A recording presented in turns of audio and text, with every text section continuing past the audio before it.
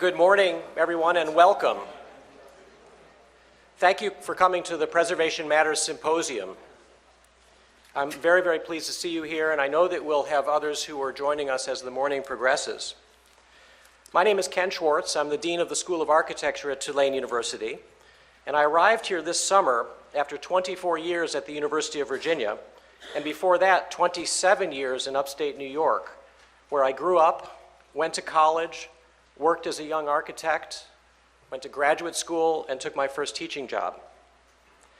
I am an architect, a community designer, a certified planner, and also a preservationist myself.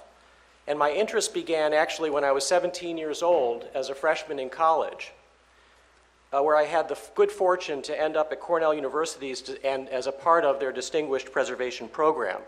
And I studied as parts of that program as both an undergraduate student and later as a graduate student as well.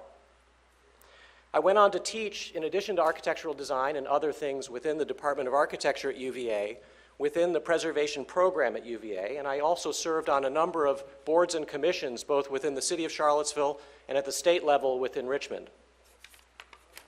When I arrived here, I began to think about what I would want to do for my first major event.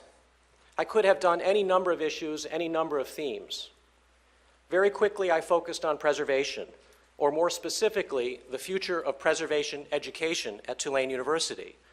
This is, of course, a topic of great importance to us.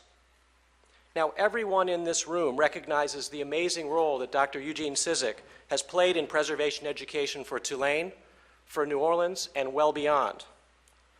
And it is based on this foundation that it seemed to me that it would be useful, productive, and perhaps provocative to bring together equally distinguished individuals from outside of New Orleans to help us better understand and frame issues that we might consider for the future of our program. With the active input of these panelists, I have put together such a program for today. So I just wanted to start by letting you know about the two main purposes of this symposium. First, it's to focus on preservation education issues and the future of preservation in an open and exploratory way, while inviting everyone interested in this topic, and of course there are many within the city of New Orleans, to join us for a day as we begin to think about what this means for Tulane University as a national research university in this amazing city. This group will not be telling us what to do. Rather, they will be shedding light on issues, and I will talk about where we'll be heading toward the end of this symposium when I talk about next steps that we envision for the School of Architecture going forward. Second, it's to recognize the extraordinary contributions of Gene Cizik, the contributions he has made throughout his distinguished career at Tulane as Director of Preservation Studies. And these are contributions that he will continue to make as we move forward. Our keynote speaker this morning will include comments about Gene's career and his important contributions. In other words, the past, present, and future overlap in the way that we think about preservation education at Tulane, and obviously Gene Cizik is a central actor in this ongoing drama. This event is funded by three sources. One is an anonymous donor who enthusiastically supports my interest in looking at the future of preservation for the School of Architecture. Another is the William K. and Nancy Proctor Turner Fund, an endowment set up in honor of a predecessor. I've heard many wonderful things about Dean Turner, especially surrounding his strong engagement with this community. And third, the Office of the Provost and President of the University have been very generous and supportive of my efforts in this area as well. So before we begin in earnest, let me just offer a few logistical notes, and then I will introduce our panel and our keynote speaker. Lunch will occur following a commentary that Gene Cizik will provide around noon today. Each of you will be on your own, and there are plenty of opportunities downstairs as part of this student center. And we'll reconvene at 1:30 after you've had a chance to break for lunch.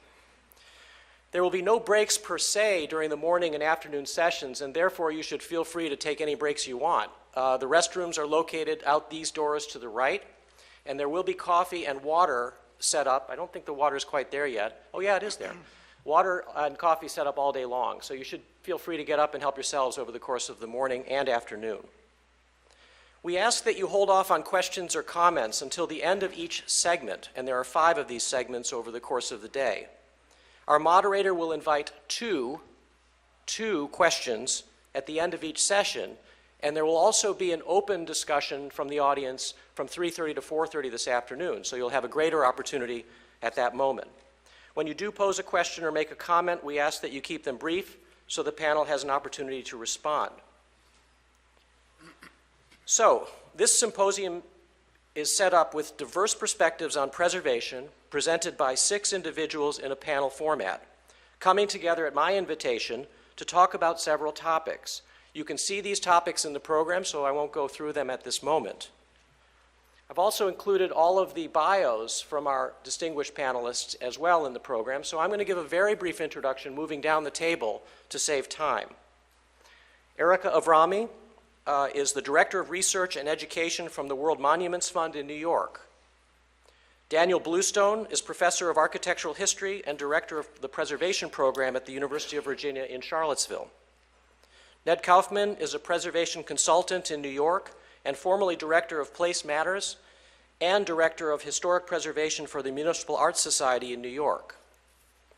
Stanley Lowe is Managing Partner of Gulf Coast Operations for Fourth River Development Company, and he is based in Pittsburgh. Formerly, Mr. Lowe was Vice President of the National Trust for Historic Preservation, focusing on neighborhood issues. And finally, at the end of the table is Jorge Regau, an architect and professor from San Juan, and the founding dean of the New School of Architecture at the Polytechnic University of Puerto Rico. It is indeed my pleasure to welcome all of them, as well as our keynote speaker and moderator. Robert Ivy, who will be up here in just a moment, is editor-in-chief of Architectural Record going on 13 years now. And even more importantly for our purposes here today, he is a distinguished alumnus of the Tulane School of Architecture and a former student of Gene Cizik's. So please join me in welcoming this entire panel and Robert Ivy.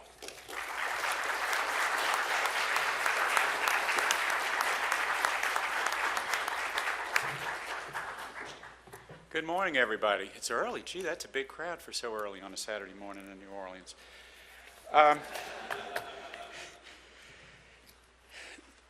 This is a bit of a daunting task. What do you say to a city that lives preservation and that, in fact, in some ways in the United States helped to invent it, and many of whom carry forward this movement, and a city that is in the unique position that it is today? One thing that we can say, and I think we want to reiterate, is that this group, nor I, have answers for New Orleans. I think we're not here to solve problems or to be a panel of experts coming in to tell the city what to do. That would be the last thing that we would do. We'll talk speculatively, I think more appropriately, about the state of preservation as we understand it, and then speculate about where it intersects, as Ken said, with education, Tulane's role, and the city as well. But we're not here to tell people what to do. That's number one. And really perhaps to do some consciousness raising as a group where we can dialogue throughout the morning. We would not be here to talk about these matters with a distinguished group of people from around the country and outside if it were not for Gene Cizik. And I have the wonderful task of sharing just a little bit about Gene with you and how he has played a vital role in historic preservation, in preservation in general. In talking to people about Gene, your ears would burn. I am his student, I was his student, and I think even at that time we recognized that he had a unique talent, and there have been articles written about him. One called him the Pied Piper of preservation, which I think is really an apt description, because his real talent, from my perspective as a student, was in inspiring people, inspiring students to appreciate older architecture, older places, and preservation, and he has been doing that consistently for 40 years. He's had a variety of students, and I think this is one of the factors that makes a great teacher. Not only school children, Tulane students, but educated adults who want to learn more about preservation at a variety of levels of their own development and knowledge. I watched him, and what I saw was that he could, and I think this is a form, Gene, you can put your hands over yours, but I think it's a form of high intelligence, Because I think in his training at MIT and Delft and other places, he began to be able to see things that most of us do not. And that is to really understand the relationship, in architectural terms, we'd say it, of the detail to the whole, of a variety of scales. He could discern patterns that many of us are not able to see. He could look at the city as an entirety. He could look at a neighborhood. He could examine a district. He could look at a block or a house or a board. And that is a gift. That is a gift of pattern recognition, but also the ability to share that with other people and to have them to begin to look at cities, for instance, that way. The year that I studied with him, we talked about water, a very apt topic in the year 2009. And we examined the water in New Orleans. We looked at, among other things, think about this, this is really prescient. We looked at the lakefront, and we looked at an abandoned fairground there to see what could happen to it. It had been a fairground for African Americans at the time and had been abandoned. We looked at the canals of New Orleans, these vast neutral areas that really had no discernible use at that time. We looked at the pump houses and examined what could these places become. This eye for scale and pattern at the large scale then translates down to the small scale of the individual building, from the whole city to the neighborhood to the individual building. He has been an educator, not only at that level, but I think surprisingly with a variety of a number of groups. His education through Historic Preservation Program is well known and has brought him a certain amount of renown. But I think it's worked with real people. The St. Bernard Parish Schools, largely members of the Ileños community whose ancestors came from the Canary Islands to expand their educational programs and museum. The St. Charles Parish Public Schools, which he set up with Lloyd Sinsett over 25 years ago. This program leads elementary school students, if you know and have seen their work, on walking tours of historic areas of New Orleans and the vicinity, using tours as a jumping off point for art and writing projects that they do, and they're fabulous. And many of them have been published. They're colorful and wonderful, but they represent young people's response to environment, which is about as good a thing as one could hope for. He has built up mentoring networks between his graduate students and elementary school students, and this program was approved by the State Board of Elementary and Secondary Education, and it was a model throughout Louisiana. His own community preservation efforts are legendary. He founded the Faubourg Marny Improvement Association in 1972 to preserve one of the French Quarter's original suburbs. He's renovated 2 homes in that area, and he and his students have developed zoning codes for the area, which were exemplary and early. He never, to use a quote, he never shies away from a preservation project in this area, and he will use his status to good effect as a professor at Tulane to bring attention to projects that would otherwise go ignored. He has traveled extensively promoting preservation efforts in countries around the world, regularly organizing trips that many of us would only dream about, several times to Cuba, I believe, if I'm not mistaken, and exchange programs. And in the course of doing so, he's brought attention to preservation not only in New Orleans, but nationally. He's been recognized by major organizations throughout the United States, including, well, let's see, Louisiana Landmark Society, the Honor Award of the National Trust for Historic Preservation. The list is quite long, and, but it bears learning about. Gene's efforts coincide felicitously with those of the city, with Louisiana and Tulane, and he's brought distinction to an area that ultimately has resulted in programs at the university. He was the director of the Preservation Studies program, and he helped launch a Master's in Preservation Studies degree at Tulane and a Certificate of Historic Preservation Studies, and ultimately a PhD program, which is not operating, I think, at this time, but can again. So, Gene has done a great deal. I'll talk a bit more about Gene's contributions through the course of these few other remarks that I'll make, and how they intersect with this larger topic, and how he has made a difference. And what I would like to do is just a little bit of consciousness raising with us and think, as Jean might and others might, about things that we'll talk about what's going on in the world. I don't want to address New Orleans specifically, although I will in part. Let me take you to China for a moment, about where preservation is occurring. Think about this place, the most populous country in the world, and trying to bring this just home for a moment, thinking forward to the present and forward. Shanghai in particular. 250 million people are going to move from the countryside to cities. And they're building a group of ring cities to surround Shanghai, a city that's overly dense. I visited a city called Automotive City. Doesn't sound like a preservation project. However, I think this is part of the challenge of preservation. Automotive City actually is a very interesting concept, which I won't go into detail about. However, it occupies land that is one of the oldest inhabited areas on planet Earth. There are temples, there are habitations, there are examples of where people have lived through millennia in this place. And how have the Chinese dealt with this question? It's waterborne. This is a place that is subject to flooding. There's a series of locks and canals and lakes. It's a low land. It is not tropical or semi-tropical, but it's hot. And one thing that I visited there that I thought was actually wonderful, a museum of Buddhas. This was a place that had been formerly a factory, and it's an example of a different sort of use in a building. It is now a museum that is part of a park. And within this space, which is a rehabilitated factory, there's one of the great collection of Buddha figures in the world. This is in a communist country. This is in a place that would not normally think of doing such a thing. It's open air.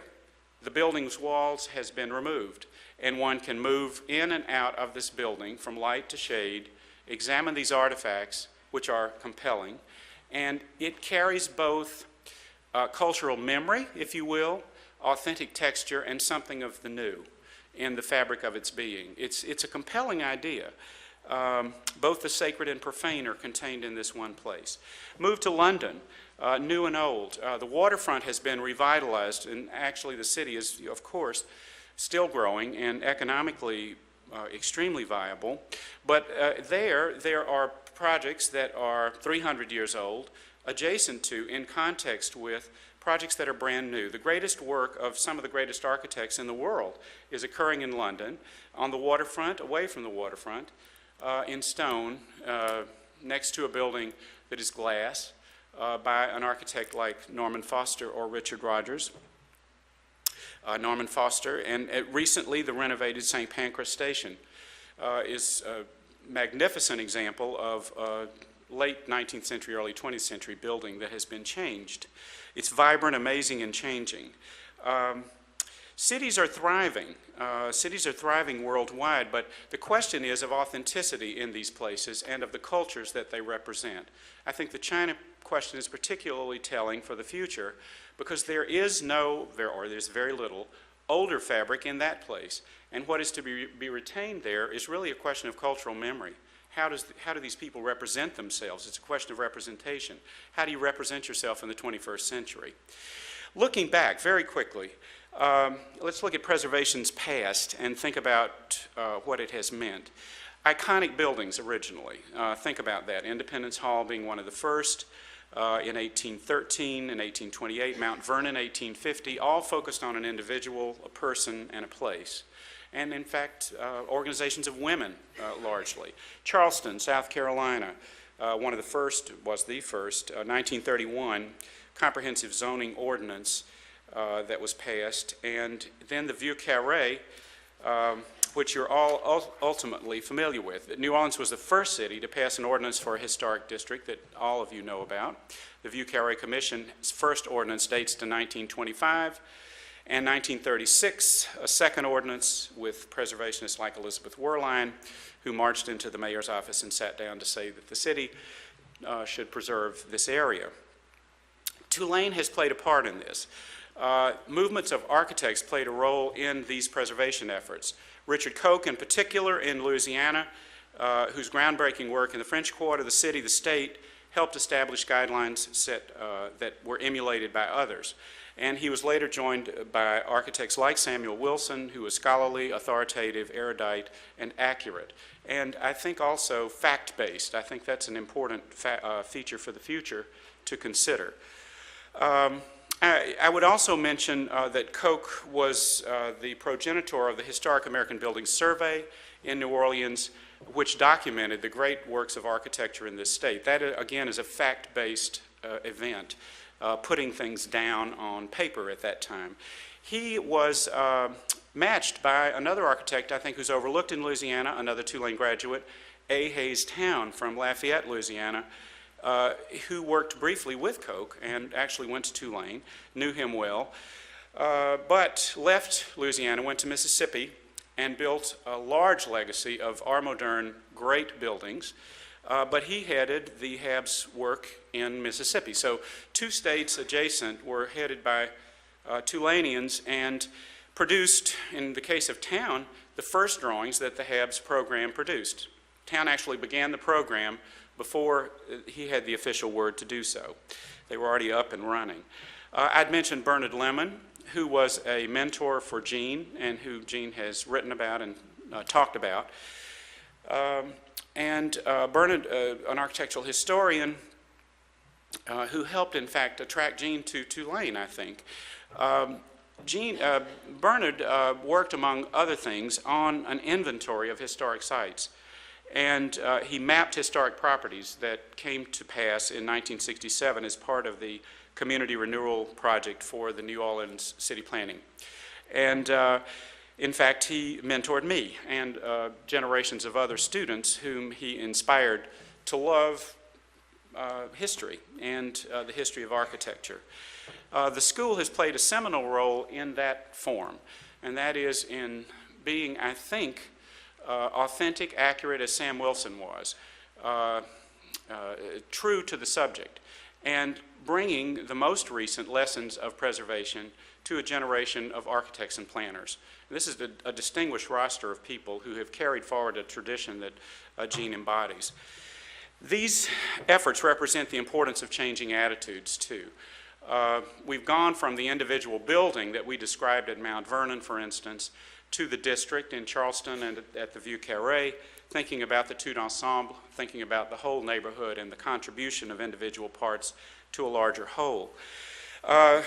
Throughout the 20th century, there was an enormous amount of enabling legislation that allowed the growth of the historic preservation movement, if you will, through the Historic Sites Act, the National Register of Historic Places, in 1949, the National Trust, 1966, the National Historic Preservation Act, and on and on and on. There are a number of these pieces of enabling ordinances and legislation that helped build up the infrastructure of preservation that we know and have been party to for the last 50 years, essentially.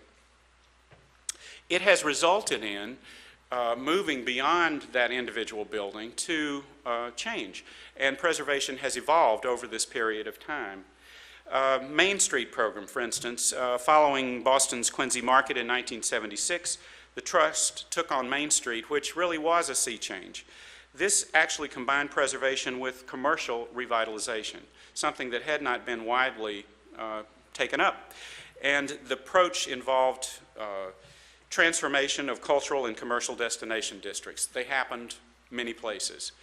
To date, it has involved more than 1,600 communities. It has been wildly successful by some estimations.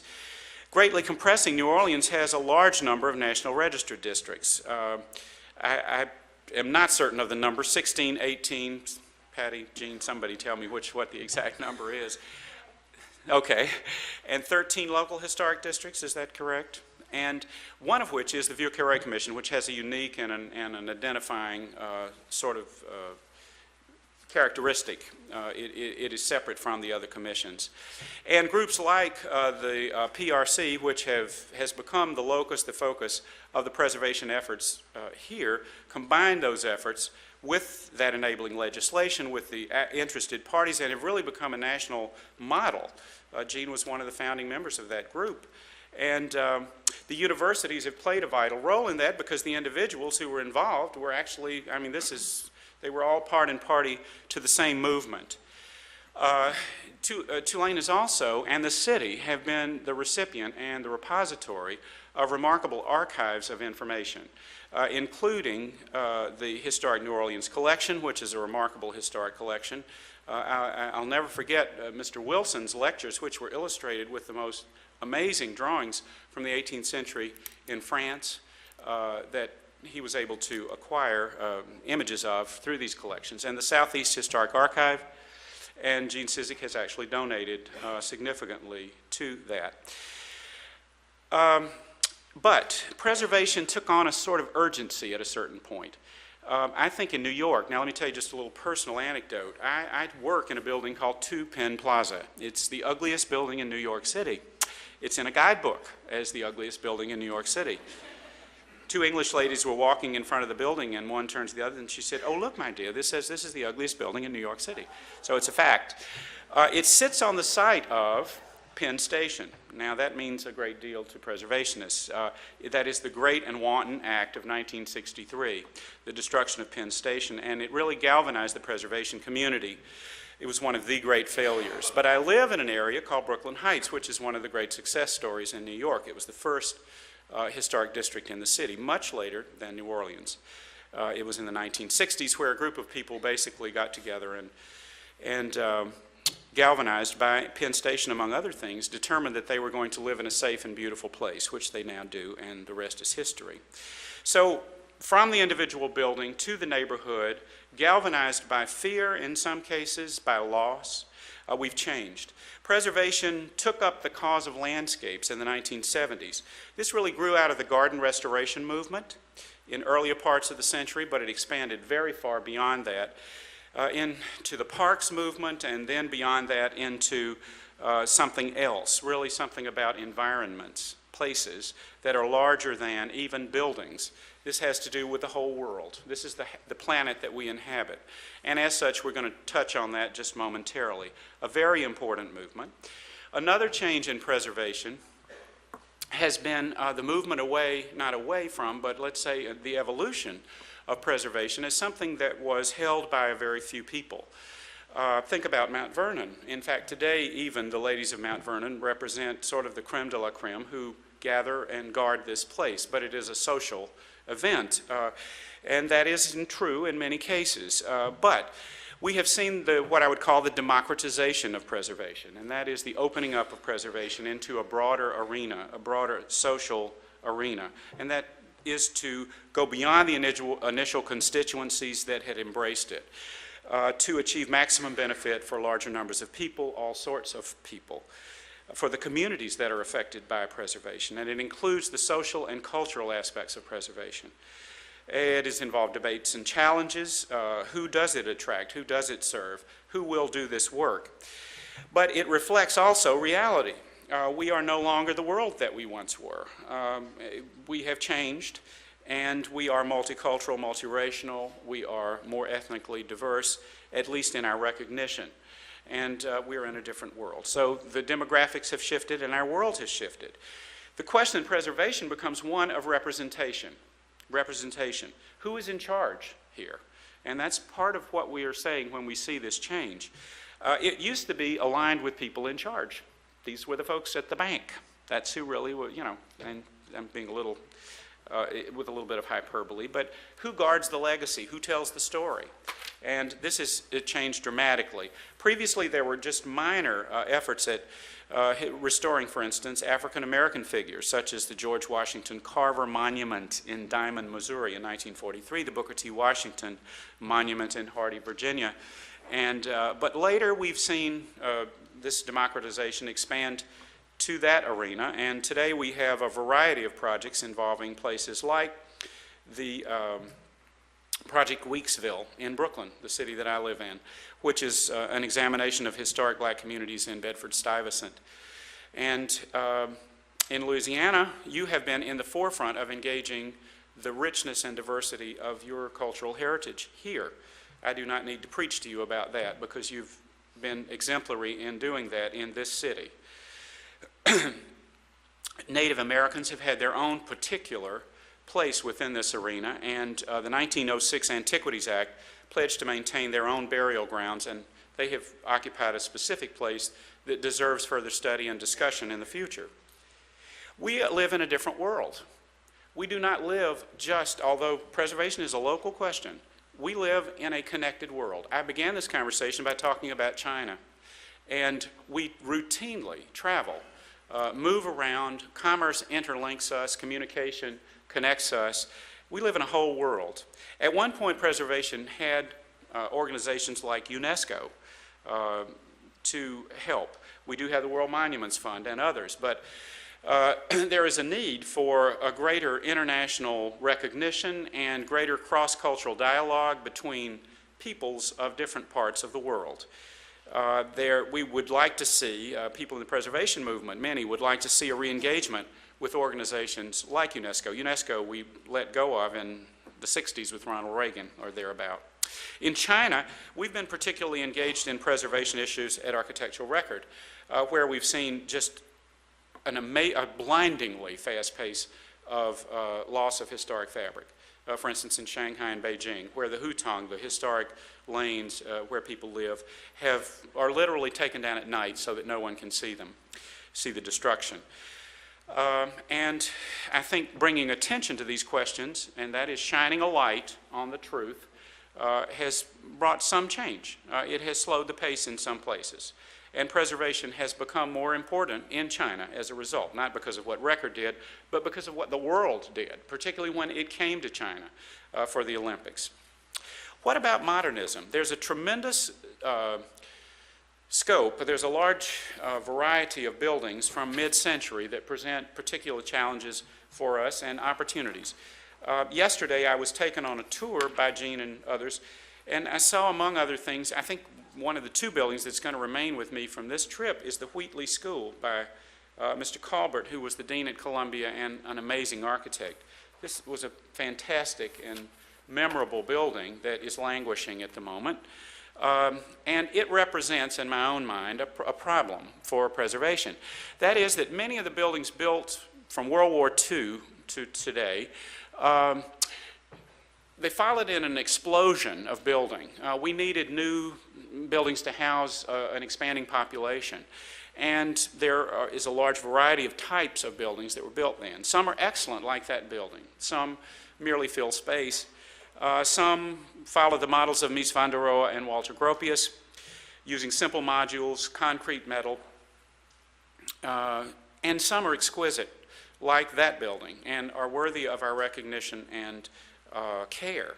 I think of Philip Johnson's Glass House, the Seagram Building in New York, Mises Farnsworth House in Illinois. These are sort of the creme de la creme of those projects, to the knockoff projects that all over the United States. But we have had good examples of design in our cities. Here's the problem. I call it architectural myopia. We're unable to see the thing that's right in front of our eyes. Think about the period, the Queen Anne, the Eastlake period in the 1950s, the wanton destruction of much of the historic fabric of 3 decades of American growth and building. The city that I was born in, Columbus, Mississippi, had a main street that was on the cover of magazines that was lined with structures, Italianate, quote, structures from that period, not one of which remains, not one. We wiped those things out and started over, thought we had to. And the fact is that these buildings from modernism, international style and others, I don't think we can actually see clearly. They're too close to us. They do present problems for preservationists, and they're not universally good or bad. What they deserve is careful attention. They deserve our data. They deserve real facts. They deserve our documentation. In many, many cases, they are not protected. They're not on lists. They may not even be in protected neighborhoods. As individuals, buildings, they're often too new to warrant that kind of protection, and I think they're too close to us to warrant the kind of, let's say, affection that, and that's an emotional response, that buildings from an earlier period might. They also present technical challenges because often they were built in experimental means with thin materials and dissimilar materials that were not thermally, perhaps, as apt as they should be. They might have degradation of their physical fabric. They might lack insulation. They might be dependent totally on active mechanical systems, but some are not. And I think the point there is that they're worthy of our attention and time. And we do have a new generation that is coming up that is more appreciative of this particular type building. I think fueled by popular media, they've changed our perception of modernism, and they're asking us in some ways to look back because they're building buildings just like them. We routinely publish new buildings that look this way. Why on earth are we building new buildings when we already have a stock of buildings that are already like this? Less controversial, in a sense, and more easily adaptable in some ways, are buildings from the modern period, pre-World War II. And these are buildings that had massive construction, reinforced concrete, terrazzo floors, the Art Moderne, the Art Deco period. They're buildings that are easy to love, let's say, as well. And I think of the work of Hayes Town in this regard, the schools that he built all over Mississippi, which are great works, some of which were featured in Life magazine. Archaeology and science. I think we have tended in the preservation world to relegate that to a corner, when in fact in the year 2009 it offers great promise. We have seen great invention in material sciences and technology over the last decade that have allowed us to produce all sorts of new types of buildings. And archaeology has new tools in its toolkit, including global positioning services and scanning techniques and photogrammic, all sorts of tools. And we need to use those tools as a fact-based technological way of understanding the world that we inhabit, not relegate that in preservation to the sidelines. It ought to be one of our strong tools in looking for the future. What I think the strongest argument that we can make for preservation today, currently, is sustainability. And this is the great convergence. Many people have been saying for a long time that there is nothing more sustainable than keeping a building. Why tear something down when it can be retained? We are at a moment that people can now hear that message, and there are leaders that have been standing up to make this argument. Richard Moe at the National Trust, among them, has made a number of speeches on this topic. I've mentioned it every time I've ever gotten up in front of a sustainable audience. There is nothing more sustainable than keeping buildings. Think about it for a moment and think what's involved. The embedded or embodied energy in the physical fabric of the buildings that we've already got in place. Buildings are the largest contributors to carbon emissions in the world. I'll say that one more time. Buildings are the largest contributors of carbon emissions in the world, to the world. They contribute, and there are a variety of ways of looking at this, but from 38 to 43% of the carbon emissions. And that depends on which organization you talk to. But they all agree that they're over 35% of the carbon emissions. That's staggering, and that's much more than transportation. All of our focus has been on things that move, because you can look at a car and understand it, but a big building is more difficult to ascertain, to grasp, to fully understand. But what this requires on our part, and it's a great boon to preservation, is that we can reevaluate the ways in which we see architecture and construction. And those are pre-existing acts that are already in place. Think about this embedded energy that goes into this building right here, the energy that went into the extraction of the wood, the energy that went into the transport of the materials to this site to make this come together, into the manufacture of these panels, into that carpet, into their assembly by the people that put them together. And the same formula would apply to any new construction that had to occur here.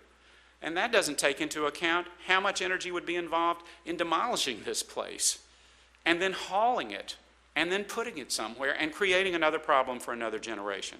So that is a great argument. That is a great pragmatic argument that we can make for preservation. There is an argument that existing buildings are often energy inefficient, and that is not necessarily true. It does depend on their age. Buildings in places like New Orleans prior to World War II were supremely suited to climate. They had to be, because there was no alternative. They had to use convection to create breezes within the buildings. They had to make roofs that sheltered the walls both from the sun and from the strong rains that fall in Louisiana and in the South. They had to have proper solar orientation. They had to provide proper shelter. Post-World War II, we began to forget some of those lessons, and it gets a little bit more problematic there. But nevertheless, that entire stock of buildings were place responsive. And we now have allies through ways of evaluating sustainability, and this is a convergence. The U.S. Green Building Council has a program called LEED, Leadership in Energy and Environmental Design. And up to this point, preservation hasn't been fully integrated into that program. But there have been active conversations between the preservation community, including the National Trust, the American Institute of Architects, the U.S. Green Building Council, about changing LEED to reflect historic preservation and preservation principles. Here's another convergence, urbanism. We are moving toward the age of the city. Now, this is something that Gene Cizik and every urban planner has been saying for decades, but I fervently believe that that moment has come, and it's sheer demographics. It's the fact that in the year 2050, the population of the world will hit 9 billion, and the fact that the United States will have a population of 450 million people. We are moving to cities, and we are changing our living patterns. We're moving, in some cases, to mega cities. It was just in Istanbul, a city of some 17 or 18 million people. We're depopulating the countryside and moving to urban places. Well, for preservation, this offers some hope, because in a place like New Orleans in particular, this is a laboratory and a demonstration of urban weal. This is a place where urbanity works. I would call this the era of the city, and what better place to illustrate that than here? The principles that are basic to any urban design, and that is proximity to mass transit, streets that have blocks that are available to pedestrians, that have mixed use, that houses that respond to climate, roofs, parks, that respond to the places that they inhabit. And there are now ratings organizations that are going to respond to that urban movement. There's a program out called STAR that will actually rate or rank cities on their sustainable quotient, and that's being worked out with the U.S. Green Building Council. So entire cities will have a rating system. To achieve economic benefits from this new ranking or rating requires education. It requires programs that have been employed here and elsewhere for all ages, all social strata, all economic ranges of citizens to be engaged. New Orleans has been a national leader in this movement, from the university and individuals to the PRC and its work with existing neighborhoods. Adaptive reuse has been remarkably successful as a movement. Approximately 50% of all design and construction in the United States involves a pre-existing building, 50%. And rarely does a building retain its original programmatic intent from the day that it was built 50 years later. Rarely. So this opportunity presents chances for exciting dialogues. I mentioned London. This is a case in point of an entire city in dialogue with itself about past and future. I've just come back from Istanbul, where the former primary power station, the Central, has been converted into a convention center. Very exciting place to be. It's at the head point of a park, a public park, and people now gather there. It's a focal point for the whole city. And yet you can still go in and see the huge Siemens engines that line the interior of this building. And when we do save and when we do change, we're able to preserve texture. We're able to at least have some memory of detail and authenticity of place. I would say this is one of the challenges of preservation. It isn't only the preservation of buildings or neighborhoods, it's also the preservation of something else that we could call place. It's the preservation of the genius loci. It's the preservation of the sense of place itself, the spirit of place. And it's more than vernacular.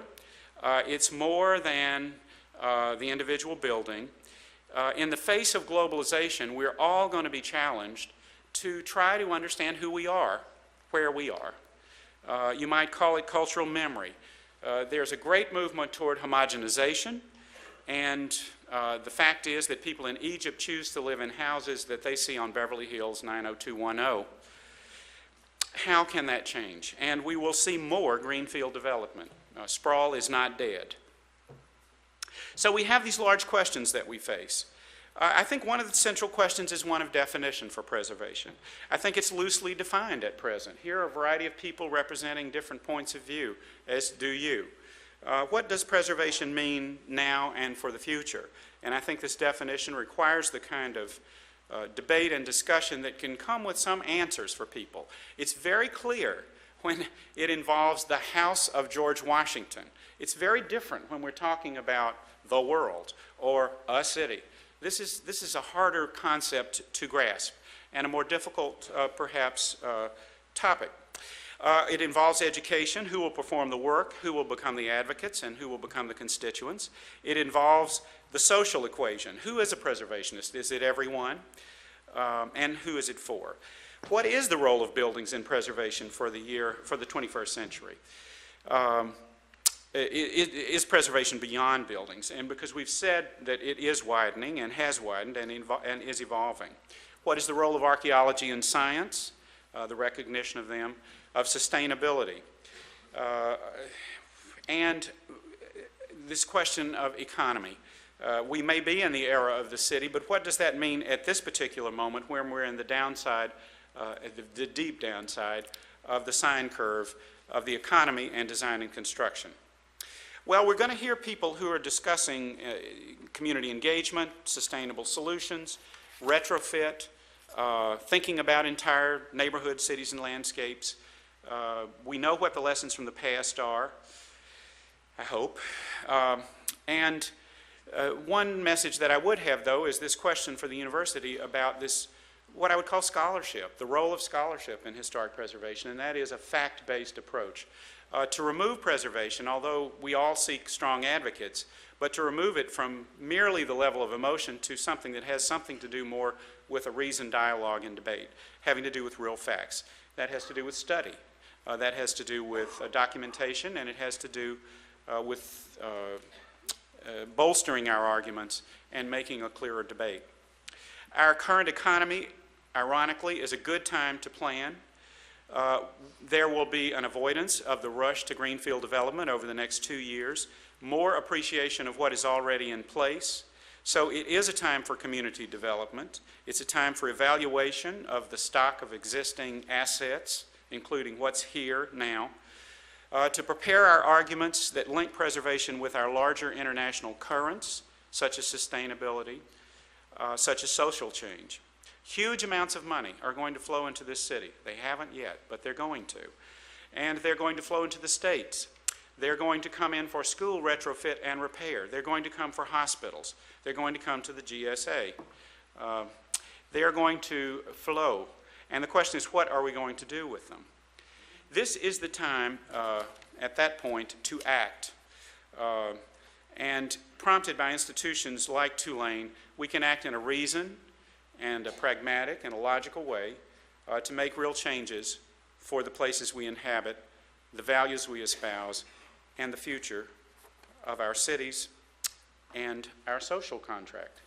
Thank you very much.